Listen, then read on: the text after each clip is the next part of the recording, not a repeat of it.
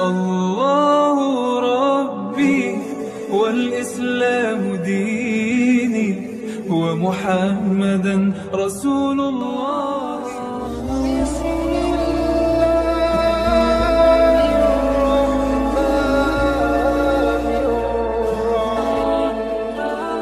Warahmatullahi wabarakatuh. Innal hamdalillah nahmaduhu wa nasta'inuhu wa nastaghfiruhu wa nastahdihi wa na'udzu billahi min shururi anfusina wa min sayyiati a'malina man yahdihillahu fala mudilla lahu wa man yudlil fala hadiya lahu. Asyhadu an la ilaha illallah wahdahu la syarika lahu wa asyhadu anna Muhammadan abduhu wa rasuluh. Allahumma shalli wa sallim wa barik wa anzil karim syarif al-hadil karim wa ala alihi wa sahbihi ajma'in. Amma ba'du, ayyuhal kiram, Bapak, Ibu-ibu, adik-adik jemaah Masjid Raya Insan yang insyaallah dimuliakan oleh Allah Subhanahu wa taala. Alhamdulillah. Pada hari ini kita kembali bermuajahah untuk melanjutkan diskusi kita terkait kitab Nasaihul Ibad yang alhamdulillah pada malam hari ini sudah sampai di makalah yang ke-13. Akan tetapi seperti biasa, sebelum kita lanjutkan diskusi kita, marilah sama-sama kita kirimkan Al-Fatihah, terutama kepada sanak famili kita, keluarga kita, orang tua kita, anak kita, istri kita, suami kita, tetangga-tetangga kita, guru-guru kita, para masyayikh, para kiai, para ulama, para habaib, dan juga dari tingkat TK, SD, SMP, SMA, kuliah, dan juga orang-orang yang pernah berbuat baik dalam kehidupan kita dan orang-orang yang pernah berbuat tidak baik dalam kehidupan kita. Jika pada hari ini Allah telah wafatkan dan Allah Subhanahu wa taala mengampuni dosa kita dan dosa mereka, menjadikan kubur mereka sebagai rumah yang di dalam firdaus. Jika mereka pada hari dalam keadaan sakit, agar Allah Subhanahu wa taala menyembuhkan segala penyakit dan penyakit mereka. Jika mereka pada hari dalam keadaan sehat, agar Allah Subhanahu wa taala memberikan keberkahan dunia akhirat bagi kita dan mereka. Al-hadiniyah niyatan salihah wa al-hadatul nafs. Al-Fatihah.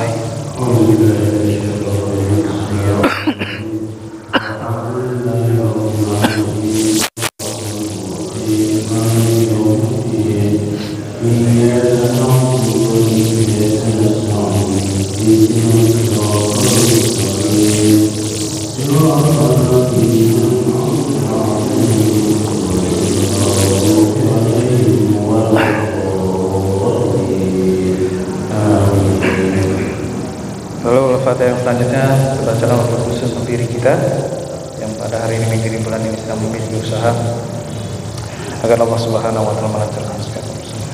Al-hadiniyah niyatan salihah wa ila Al-Fatihah.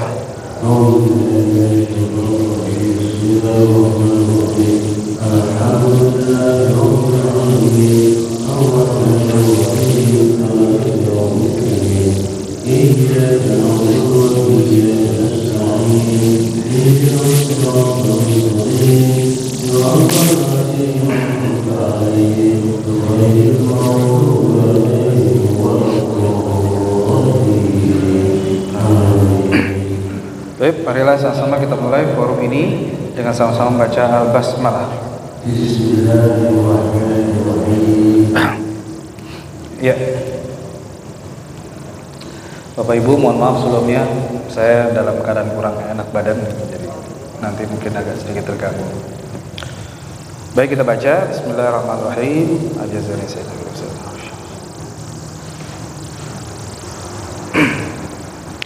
wal maqalatu tsalitsah. Ya, maqalah yang ke-13. An Abdillah ibnu Mas'ud radhiyallahu anhu qala, dari Abdullah ibnu Mas'ud, sahabat baginda Nabi Muhammad sallallahu alaihi wasallam. 13. Iya.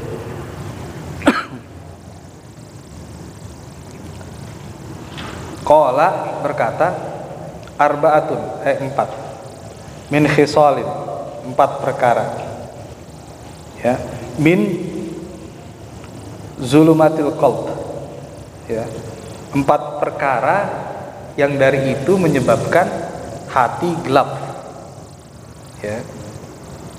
Yang pertama, batnun syab'an min ghairi mubalah. Yang pertama adalah perut yang kenyang, ya. Perut yang kenyang yang tanpa ada jeda. Artinya jeda, tidak ada rongga lagi yang tersisa, ya, tidak ada rongga lagi yang tersisa, tidak ada rongga lagi untuk udara, tidak ada lagi tempat untuk air, karena perutnya penuh dengan makanan, ya. Orang itu pasti apa? Pasti hatinya gelap, ya, hatinya gelap, ya. Biangkana syab'u zaidan, ya, antara masarif alladhi huwa yasba' syar'. Sesungguhnya 3 perkara itu, makan itu adalah makan yang lebih, yang di luar daripada konteks syariah. Apa ini maksudnya? Yaitu makan yang berlebihan, ya. Atau bahasanya orang yang rakus, makannya yang makan rakus. Nah, mana contohnya orang yang makan rakus? Ya, kalau yang sudah hyper, sudah sangat tinggi, itu seperti orang yang kalau di YouTube kita nonton mukbang gitu, itu udah pasti makanannya, perutnya itu penuh dengan makanan, perutnya penuh dengan makanan, sehingga tidak ada lagi ruang untuk air, tidak ada lagi ruang untuk udara, semuanya dipenuhi oleh makanan. Bagaimana orang ini? Ya, dari pendapat Ibnu Mas'ud, orang ini pasti hatinya gelap. Wa suhbatu zalimin, ya, dan bersahabat dengan orang-orang yang zalim, ya, bersahabat dengan orang-orang yang zalim. Al-mutajawizina anil haq, ya, ilal batil. Orang-orang yang selalu, ya, mencampur adukan antara dengan hak dan yang batil. Orang-orang yang selalu memposisikan diri bahwa semuanya adalah hak walaupun itu batil, ya. Tetapi yang menjadi permasalahan Pak Haji, kita selalu merasa dizolimi. Ada sesuatu yang tidak baik, kita merasa dizolimi. Sesuatu yang tidak baik, kita merasa dizolimi. Tapi apakah pernah kita berpikir bahwa dalam kehidupan kita juga kita sering membuat zolim kepada orang lain? Kita zolim kepada bawahan kita, kita zolim kepada orang-orang yang dekat kita, atau bahkan kita zolim kepada diri kita sendiri, ya. Kita zolim pada diri kita sendiri, ya. Apa tandanya orang zolim terhadap dirinya sendiri? Adalah dia tidak mau dan mendengarkan ketika Allah Subhanahu wa taala panggil. Banyak menyibukkan dirinya untuk hal-hal dunia. Ini adalah zolim terhadap Allah, ya. Nah, kita selalu berkata ada orang yang berbuat tidak baik, zolim. Kita diperlakukan yang tidak adil, kita dizolimi. Tetapi apakah kita berpikir bahwa setidaknya yang kita lakukan juga banyak sekali yang tidak bisa terlepas dari kata-kata zolim, terutama zolim kepada diri kita, ya. Yang selanjutnya, yang ketiga, bentuk yang ketiga, orang yang hatinya gelap. Siapa mereka? Wa nisyanu dzunubul madiyah, yaghfalu anha min ghairi nadam, ya. Orang yang lupa, ya. Orang yang lupa dan melupakan dosa-dosanya yang telah lalu, atau berusaha melupakan dosa-dosa yang telah lalu tanpa ada penyesalan. Naudzubillah. itu pasti hatinya gelap. Ya. Pasti hatinya gelap. Yang ketiga tuh. Yang keempat, yang terakhir, wadul amal. Bahwa tarakku ma yastata'id khusyuk. Ya. Yang itu menggapai sesuatu yang jauh, padahal perkaranya itu sangat jauh. Artinya apa? Orang yang terlalu banyak berkhayal dan berangan-angan. Ya.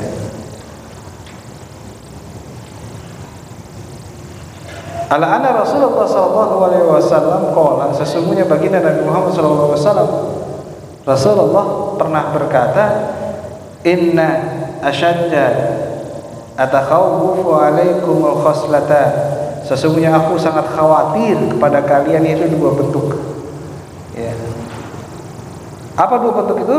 Ittiba'ul hawa wa tulul amal. Ya. Mengikuti hawa nafsu dan memiliki angan-angan yang panjang, angan-angan yang panjang. Fa amma ittiba'ul hawa fa innahu ya'dilu 'anil haqq. Bahwasanya kalau orang yang lebih condong untuk mengikuti hawa nafsu, ya, orang yang lebih condong mengikuti hawa nafsu, maka sesungguhnya dia akan jauh dari kebenaran, dari yang hak, dari yang baik. Hawa nafsu ingin dapat jabatan, melegalkan berbagai macam cara. Ya. Yang kedua, wa amatulul amal, orang yang cita-citanya angan-angannya terlalu kepanjangan, pasti dia fal hubbul dunya, dia orang yang cinta banget kepada dunia. Cita-cita boleh, tapi angan-angan jangan dipanjangkan. Ya. Karena kenapa? Karena kalau keanganan atau angan-angan itu terlalu panjang dan terlalu jauh, ya, maka sudah pasti dia lebih cinta kepada dunia ketimbang cinta kepada Allah Subhanahu wa taala. Tadi ya, yang perkara tulul amal, perkara orang yang panjang angan-angannya, ya, angan-angannya terlalu panjang. Dua yang dikhawatirkan oleh baginda Nabi Muhammad, orang yang mengikuti hawa nafsu.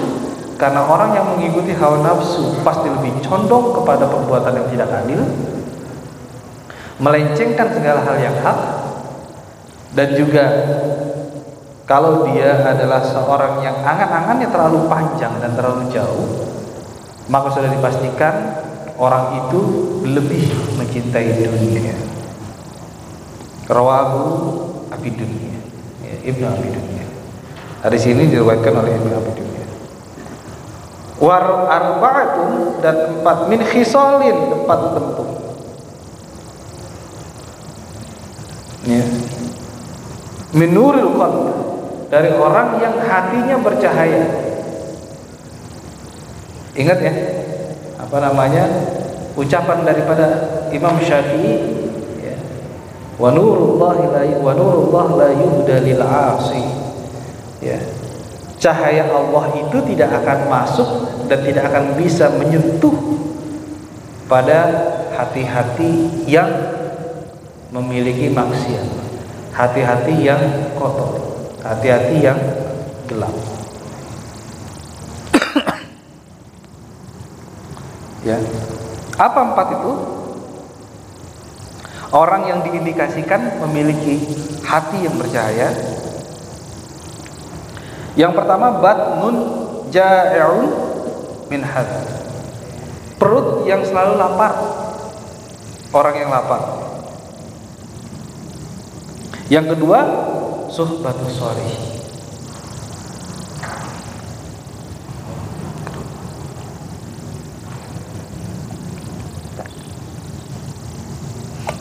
orang yang lapar, Pak Haji, orang yang selalu lapar, orang yang selalu berpuasa, Itu orang yang hatinya bercahaya. Dan orang yang kedua adalah orang yang bersahabat dengan orang-orang soleh. Al-khalisina min kulli fasad. Orang yang terlepas daripada segala macam bentuk kerusakan. Mana indikator orang-orang soleh? Ya, kita sangat sulit untuk bisa memilah dan memilih, bahkan mengidentifikasi orang-orang soleh. Apakah orang soleh itu adalah orang yang bisa sholat di atas air? Apakah orang soleh itu adalah orang yang bisa sholat Jumat di Masjidil Haram walaupun badannya ada di Indonesia? Nah, intinya satu, bahwa orang soleh ya, adalah orang yang selalu memprioritaskan dirinya, pikirannya, hatinya kepada Allah. Ya. Kalau ada orang yang masih mementingkan dunia, maka bisa dipastikan tingkat kesolehannya itu perlu dipertanyakan bahasanya. Ya. Kalau orang yang mementingkan dunia. Tapi orang soleh biasanya sudah tidak berpikir lagi tentang dunia. Ya. Karena itulah hakikatnya orang. Karena orang soleh meninggalkan hal-hal yang rusak. Yang keempat, maaf, yang ketiga, wahifzu dzunub al-madiyah. Orang yang selalu mengingat dosa-dosanya yang telah lalu. Mengingat bukan hanya mengingat, tapi yang dimaksud mengingat adalah menyesali apa yang telah dilakukan.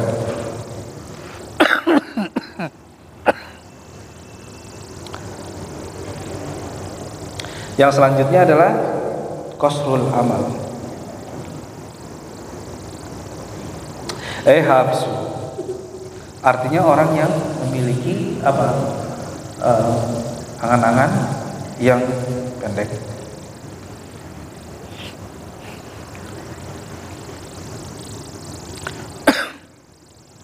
Ya.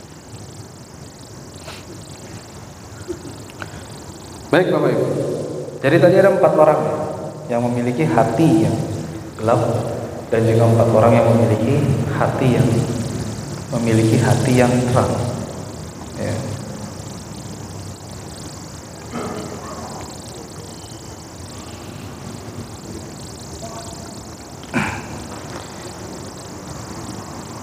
Qala Abu Thayyib, man jalasa ma thamani asnaf zadallahu thamani dash. Barang siapa yang duduk dan bersahabat dengan 8 orang, maka Allah akan menambahkan 8 perkara.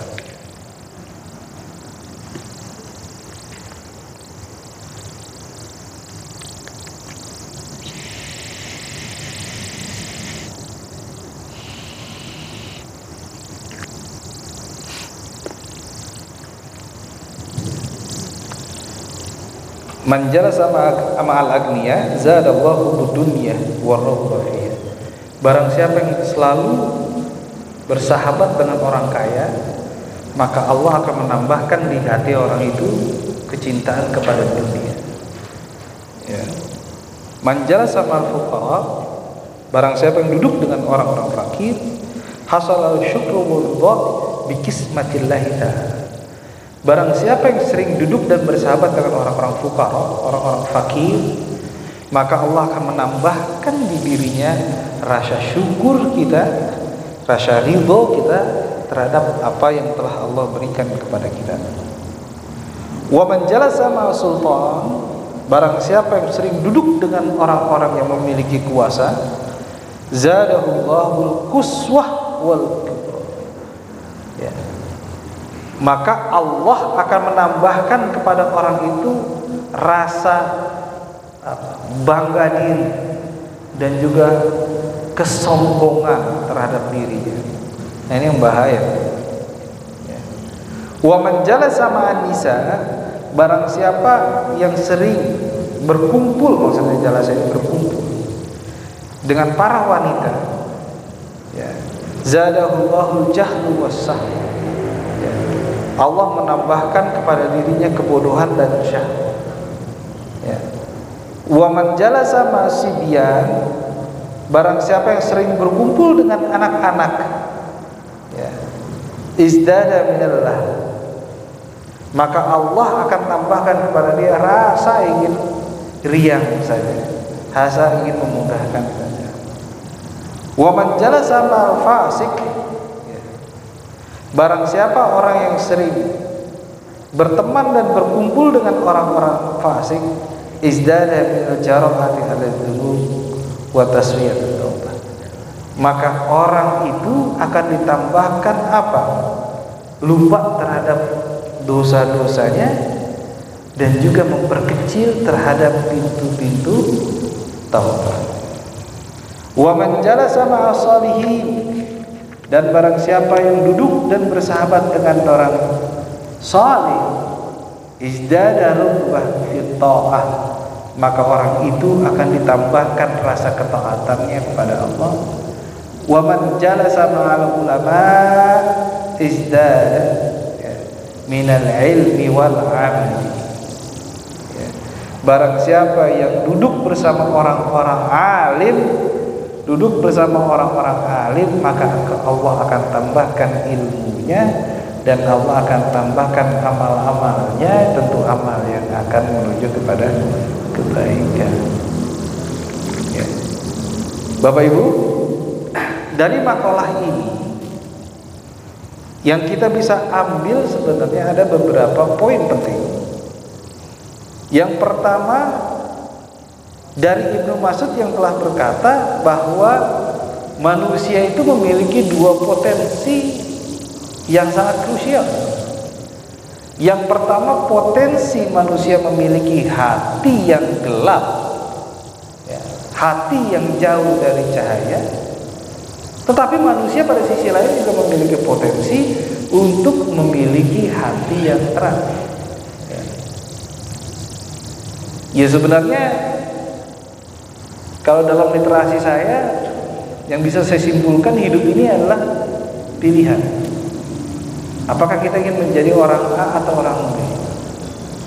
Apakah kita ingin memiliki hati yang terang atau memiliki hati yang gelap? Ya. Ketika nanti di hari akhir, ya, kita sudah tidak bisa lagi membantah apa yang telah kita lakukan. Sebenarnya yang kita lakukan itu adalah itulah pilihan kita yang akan kita lakukan, ya, yang akan kita pertanggungjawabkan. Jika kita selalu memilih terhadap kehidupan dunia, maka dunialah yang akan dimintai pertanggungjawaban. Dan kalau dari makalah yang sebelumnya, kalau kita lebih mementingkan dunia, maka dunialah yang akan membebani kita nanti di hari akhirat. Barang siapa yang lebih memilih akhirat, sebenarnya akhirat itulah yang akan memudahkan dan memberikan kebahagiaan kepada kita. Tetapi pada hakikat kita selalu tidak sadar. Nah, kembali lagi kepada statement bahwasanya kita selalu merasa dizolimi oleh orang lain, tapi sebenarnya kita tidak sadar bahwa kita itu lebih sering, bahkan acap kali kita menzolimi orang lain, atau bahkan kita ini menzolimi diri kita. Bagaimana menzolimi diri kita? Yaitu dengan cara kita lebih memilih untuk menjadi dan memiliki hati yang gelap ketimbang kita memilih untuk menjadi dan memiliki hati yang terang. Kita zalim terhadap kehidupan kita, kita zalim terhadap waktu kita, kita zalim kepada amanah yang telah Allah berikan kepada kita. Wa ma a'udzubillah wa ma khalaqtul jinna wal insa illa liya'budun. Tidaklah aku ciptakan jin dan manusia kecuali untuk ibadah. Akan tetapi, nah itu, kalau bahkan diri kita zalim kepada diri kita itu kita sering, maka sangat dimungkinkan kita juga berbuat zalim kepada Allah. Tetapi kita selalu menuntut, Pak Haji. Ketika orang menzalimi kita, kita selalu tuntut. Orang berbuat tidak baik kita selalu tuntut. Tapi ada perkara yang lebih besar, yang lebih dasar, yaitu kita menzalimi diri kita, dan sangat dimungkinkan kita menzalimi Allah Subhanahu wa Ta'ala. Nah, kriteria itu diberikan oleh Ibnu Mas'ud. Bentuknya atau apa namanya, instrumen penilaiannya lah bahasanya. Jadi kita bisa mengetahui ada indikator-indikator kalau ABC, nah ini kemungkinan berat dia menjadi atau memiliki hati yang gelap. Yang pertama adalah orang yang selalu membuat dirinya kenyang atau merasa makanan itu terus, memasukkan makanan terus ke dalam dirinya seolah-olah tidak pernah kenyang. Nah, orang yang seperti itu, bahasa kita atau bahasa simpelnya adalah orang yang rakus. Orang yang rakus tidak pernah peduli itu makanan dia atau makanan orang, yang penting dia makan. Dia tidak peduli halal atau haram, yang penting dia makan.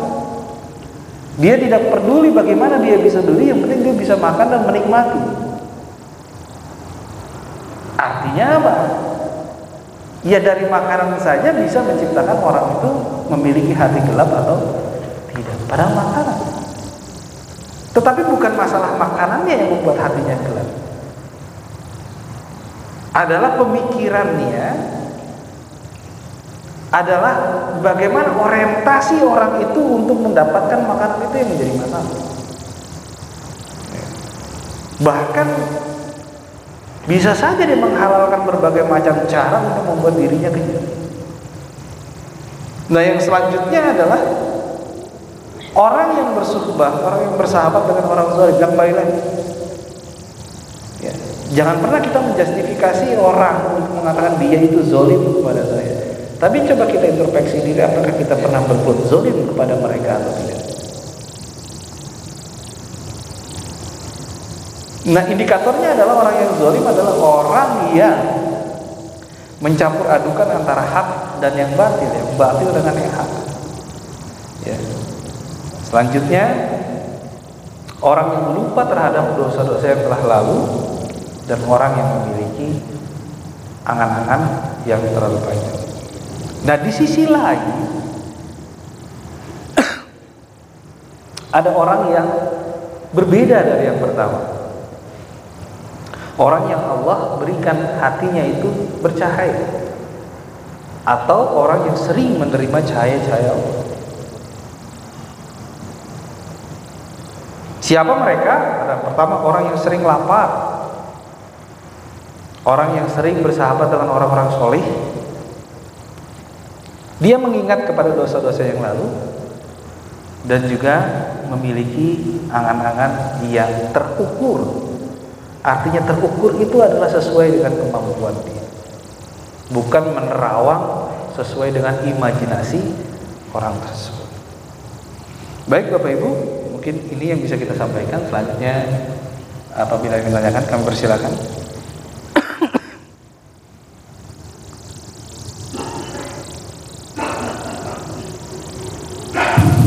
Ya, kita sampai dari akhir kita jawab bagi jemaah yang belum jelas dari Quran di makhluk yang jelas, silakan menjawabnya.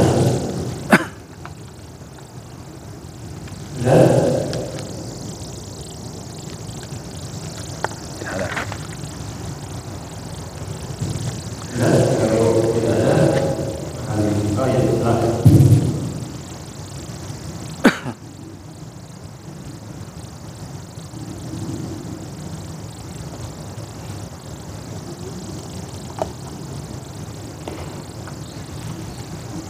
Assalamualaikum warahmatullahi wabarakatuh. Waalaikumsalam. Mau nanya soal tadi, kalau misalkan saya merasa zolim pada seseorang, saya sering perbuatan zolim itu, saya minta maaf kalau kemarin itu, cuman dosa zolim itu bakal saya mengurangi maafin saya. Apa? Gimana? Terakhirnya gimana? Saya pernah menzalimi orang, itu soal keluarga saya. Kalau misalkan saya soal maaf kemarin, ketika orang itu belum memaafkan perbuatan saya yang satu, Pak, saya itu soal besar. Iya, kita pernah menzalimi seseorang. Taruhlah diri kita pernah menzalimi seseorang. Lalu kita minta maaf kepada orang itu. Tapi orang itu merasa bahwasanya saya nggak akan maafkan kamu, bahasa gitu ya. Agar kamu selalu merasa salah dan berdosa gitu ya. Apakah kita dengan meminta maaf sudah selesai? Kita sudah selesai, Pak. Ya. Karena kenapa? Karena kita maafnya itu maaf yang kita ucapkan itu benar ikhlas dan tulus karena memang kita tahu dan sadar bahwa kita zalim. Dahulu pernah saya sering ungkapkan cerita ya.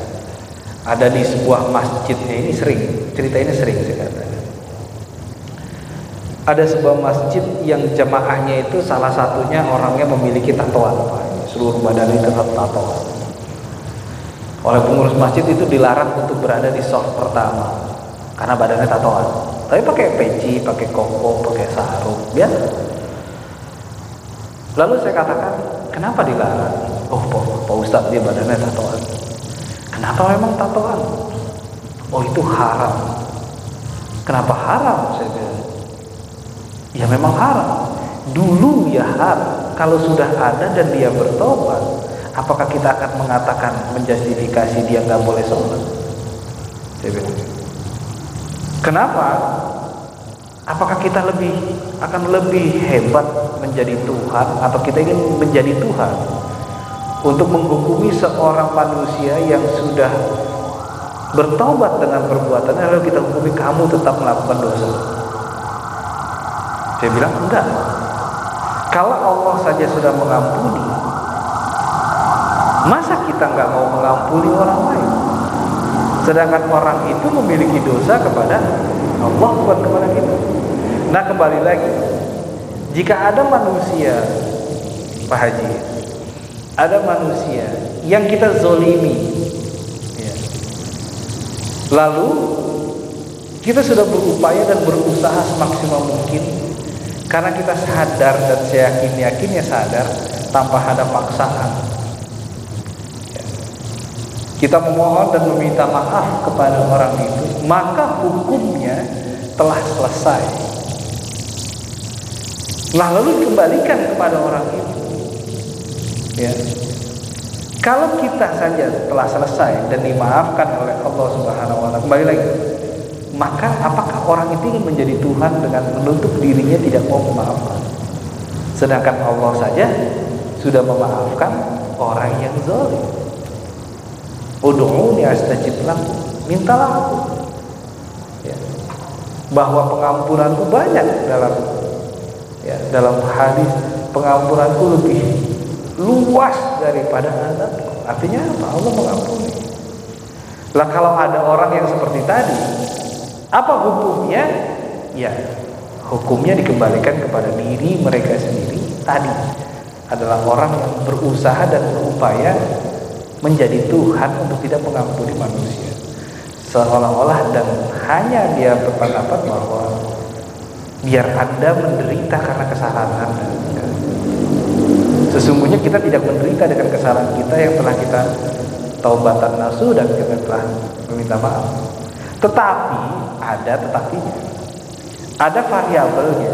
Kalau kita menjadi orang yang mendapatkan cahaya tadi, kesalahan itu atau rasa zolim itu atau perbuatan zolim itu setidaknya selalu kita ingat untuk dijadikan tolak ukur terhadap perbuatan dan perilaku selanjutnya, sehingga di masa yang akan datang kita tidak lagi membuat atau melakukan pekerjaan dengan identitas yang sama, sehingga kita tidak menzolimi orang lain. Maka kalau orang yang selalu mengingat dirinya telah menzolimi orang lain dan telah berdosa dan telah memohon minta ampunan kepada Allah Subhanahu wa taala, terus mengingat perbuatan itu, maka diidentifikasi bahwa itu orang yang memiliki hati yang terang. Jadi nggak ada urusan kita. Kalau kita sudah minta maaf, urusan kita sudah selesai. Mau dia maafkan atau tidak, itu urusan lain. Ya. Sama seperti halnya orang yang tadi, dia mau diterima taubatnya atau tidak diterima, itu urusan Allah. Kalau kita lihat dia ingin sholat di saf pertama, kenapa nggak boleh? Silakan saja. Toh itu dengan adanya tato di badannya tidak membuat orang yang di sampingnya najis, toh. Dia sholat khusyuk. Kalau Allah sudah mengampuni, kenapa harus kita tidak mengampuni? Nah, ini yang menjadi permasalahan. Ya. Makanya itu yang paling berat. Begitu Ustaz. Ya, silakan Pak Haji.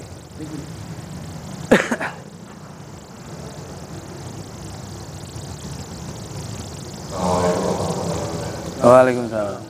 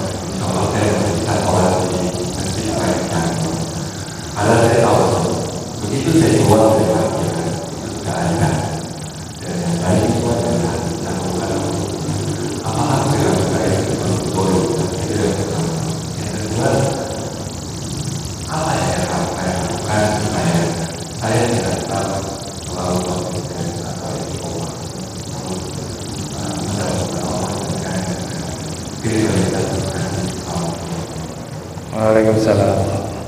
Baik, tadi kita telah memiliki rencana planning. Kita keluar dari kantor dengan jarak tempuh memungkinkan kita bisa berada di masjid. Ternyata ketika pas keluar kantor sudah azan. Pertama yang satu. Yang kedua, bagaimana cara Bapak supaya bisa istiqomah? Sebenarnya pertanyaan ini sangat sangat seksi ya. Karena kenapa? Karena bukan hanya Bapak saja yang memiliki masalah. Tidak ada orang yang tidak memiliki masalah dengan kata-kata istiqomah. Walaupun dia ustadz, kiai, ulama pun harus berada dan berhadapan dengan kata-kata itu. Kenapa? Karena itu adalah ujian yang terberat. Tetapi setidaknya kita dalam sholat itu selalu berupaya dan berdoa agar kita berada pada jalan yang benar. Alhamdulillah, ihdinas siratal mustaqim. Kata-kata istaqim itu adalah berdiri, istiqomah, berdiri. Ketika orang berdiri ataupun sesuatu yang berdiri, itu selalu ada hempasan sehingga berdirinya itu selalu memiliki condong ke kiri dan ke kanan. Ya ibarat gedung yang tinggi ketika terhempas angin, dan itu pasti bahaya.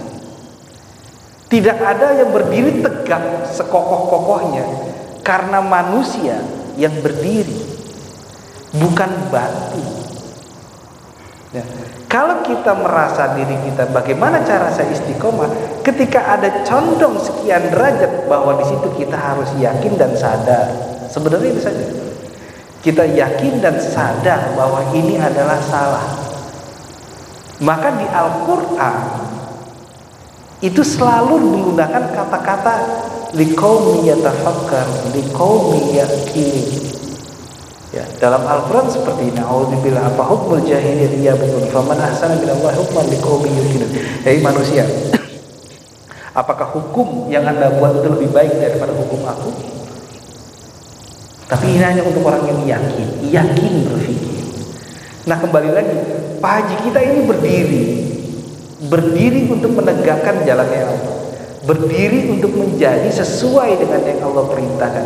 Tetapi ketika kita berdiri itu selalu ada hempasan, kita selalu terombang-ambing. Tetapi manusia yang sadar adalah manusia yang ketika terhempas tadi miring 5 derajat, 10 derajat, lalu dia akan kembali. Maka dalam hadis al-qalbu yataqallab, hati itu Pak Haji bisa ke kiri bisa ke kanan, berganti-ganti, berombang-ambing. Itulah hati. Cara kita istiqomah, ya, sebenarnya tadi sudah dijawab. Cara kita istiqomah diantaranya adalah kita mengingat kesalahan kita. Kalau kita tidak mengingat kesalahan kita lalu mengulangi, nah ini yang menjadi masalah. Sebenarnya kita orang awam, semuanya punya masalah terkait dengan kata-kata istiqomah. Nah istiqomah itu juga akan diuji. Hempasan angin itu berbeda-beda, antara bapak dengan saya berbeda. Tapi ketika kita dihempas, ya, sikap yang perlu kita pahami bahwa hempasan itu merupakan ujian, dan ujian itu berbeda-beda. Tapi bagaimana kita melewati ujian itu yang menjadi masalah. Tapi tentu ketika kita melewati ujian itu, maka kita harus kembalikan kepada ini bagian daripada Allah. Makanya tadi dalam sebuah makalah disebutkan, orang yang sering berkumpul dan bersahabat dengan orang yang fakir, orang yang tidak mampu, akan menumbuhkan dan ditumbuhkan dari dalam diri dia, pertama rasa syukur, yang kedua adalah ridho daripada ketetapan Allah. Ketika kita miring Pak Haji sedikit, bahwasanya kita sadar itulah ketetapan Allah yang Allah uji untuk kita. Tapi ketika kita miring, kita nggak sadar, ambruk. Nah, bagaimana kita konsisten itu kembali lagi untuk memperbaiki. Kalau dahulu beberapa minggu lalu saya katakan bahwasanya kita coba mereorientasi pemikiran kita. Kalau dunia yang kita cari, maka dunia yang akan kita dapatkan. Tapi kalau akhirat yang kita cari, maka akhirat juga akan yang kita dapatkan. Jadi reorientasi pemikiran itu sangat penting, Pak. Mungkin itu Pak yang bisa kita jawab. Insya Allah kita akan lanjutkan di diskusi yang selanjutnya. Baik, Bapak Ibu, karena sudah azan, marilah sama-sama kita tutup forum ini dengan sama-sama membaca Alhamdulillah. Wallahu muwaffiq wa aqrib. Wassalamualaikum warahmatullahi wabarakatuh.